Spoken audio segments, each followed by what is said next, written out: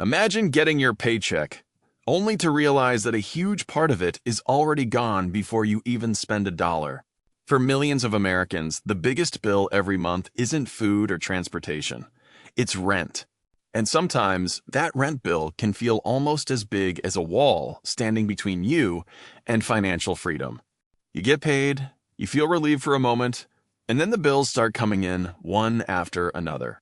Food, electricity, transportation, insurance, and then the biggest one of all, housing. In some expensive American cities, rent can consume around 40% of a household's income. So, why does simply having a place to live cost so much? The first answer is surprisingly simple. There aren't enough homes in the places where people most want to live. Thousands of renters can end up competing for a limited number of available apartments. Imagine having 100 apartments, but 120 people trying to rent them. The extra demand doesn't disappear. Instead, renters compete with each other and landlords have more power to choose who gets the apartment. When demand is high and supply is limited, landlords have an easier time raising the rent. Peter checks apartment after apartment, hoping to find something affordable. But every listing seems to come with another shocking price tag. At this point, you might ask a very simple question. If America doesn't have enough homes, why don't developers just build more? After all, more apartments should mean lower rents, right? Unfortunately, building new housing is much more complicated than putting up a few walls. A single apartment project can take years of planning, financing, approvals, and construction. Developers have to deal with permits, building regulations, labor costs, and financing. Every extra requirement can add more time and more money to the final cost. Before construction even begins, a project may need approval from local authorities. Zoning rules can determine how tall a building can be and how many homes can be built on a piece of land. And sometimes, local residents oppose new apartment developments. They may worry about traffic, parking, crowded streets, or changes to the character of their neighborhood. When projects are delayed, fewer new homes reach the market.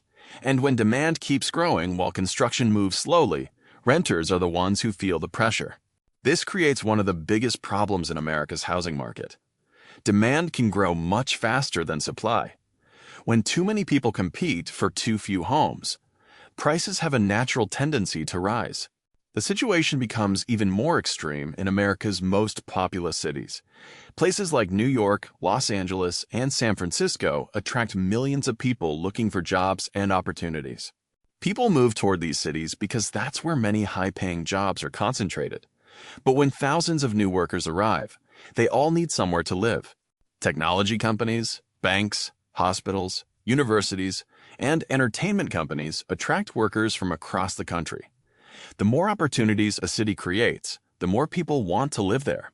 And most people don't want to spend hours commuting every day, so they compete for apartments that are close to their workplaces, public transportation, and important services. The problem is that desirable cities have limited space. You can build upward, but even skyscrapers have limits. Land in a major American city can be incredibly valuable. When the land itself costs millions of dollars, building an affordable apartment becomes much harder. But there is another part of the story that renters often don't see. Your rent doesn't simply pay for the space where you sleep. Property owners have their own expenses to cover. Taxes, insurance, maintenance, repairs, management, and mortgage payments can all add up quickly. When an apartment needs a new roof, broken pipes repaired, or an old air conditioner replaced, somebody has to pay the bill. Those costs don't disappear just because the apartment is being rented.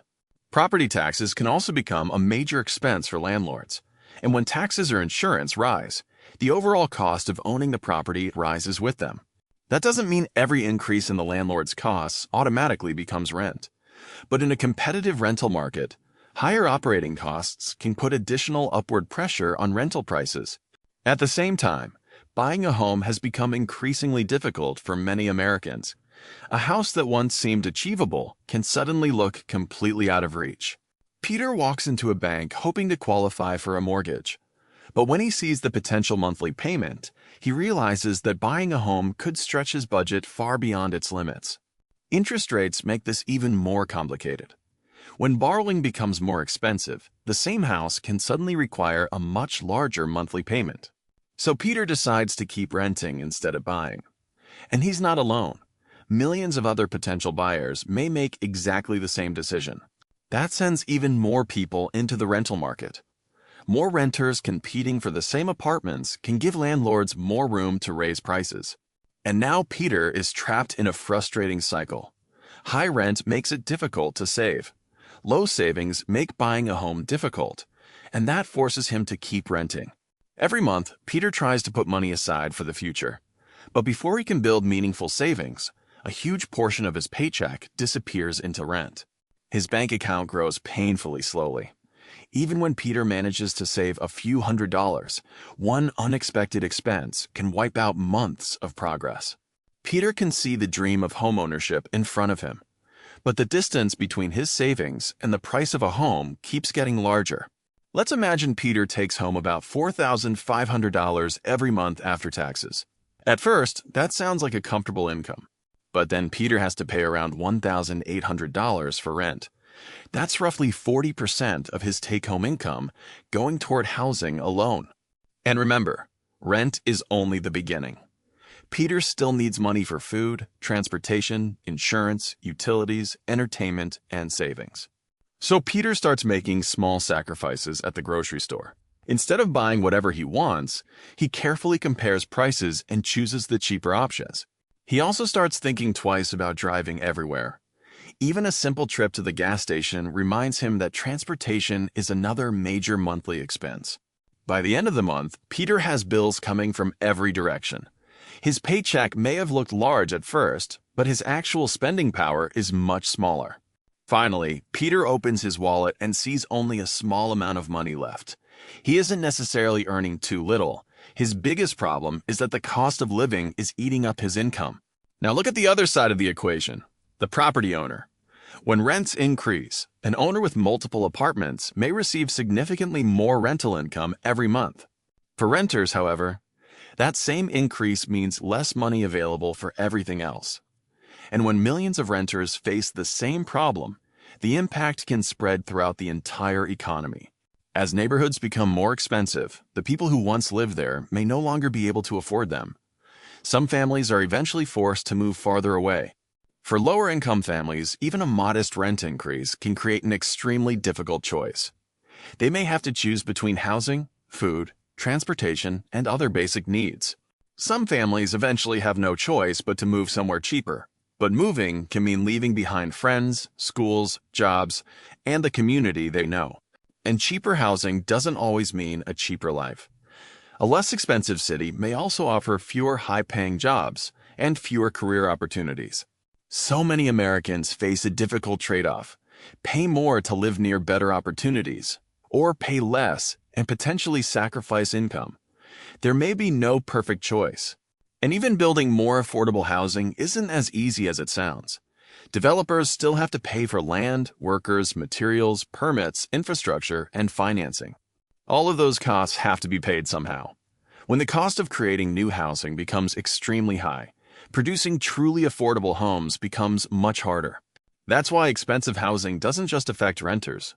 When people spend more money on housing, they have less money available for restaurants, shopping, entertainment, and other parts of the economy.